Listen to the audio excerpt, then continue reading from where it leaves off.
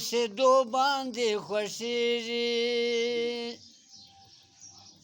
نه دې ترس نه دې اخلاص ته نه کړي سیده کم بس په لمونځ او په تسبو باندې خوښېږي ای اسلام ملنګه ته مسافر یې ته نیمګړو ورځو شپو باندې خوښېږي په نیمه شپه کې ماته وویل سپوږمۍ دیدن مې وکړمه رخسار کښلی ده ما ورته وویل سپوږمۍ غلی کښېنه زما جانان له تاسو وار ښکلی ده ما ورته وویل سپوږمۍ غلی کښېنه زما جانان له تاسو وار ښکلی ده دې ویله زه چې په جوبن کې راشم زما رڼا ته ماشومان لوبې کړي ښځې کړي ما رڼا ته کور کارونه په کلو سرمټو ځوانان لوبې کړي ما ویل په دا ټکي توبه وباسه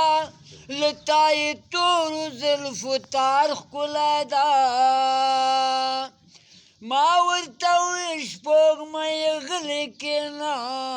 زما جانان له تاسو وار ښکلی ده ما ورته وویل سپوږمۍ غلې کښېنه زما جانان له تاسو وار ښکلی ده ما ویله میاشتې ورکه ستنمنده سي چې تورې شپې کې ما دلبر وخاندي بې له موسمه بهارونه راشي چې کله ښکلی سهار وخاندي که حقیقت را باندې وایې سپوږمۍ له تا مې یار د خپو پیزار کښلی ده ما ورته وویل سپوږمۍ غلې کښېنه زما جانان له تاسو وار ښکلی ده دې ویله دا خو تا لیدلی نه ده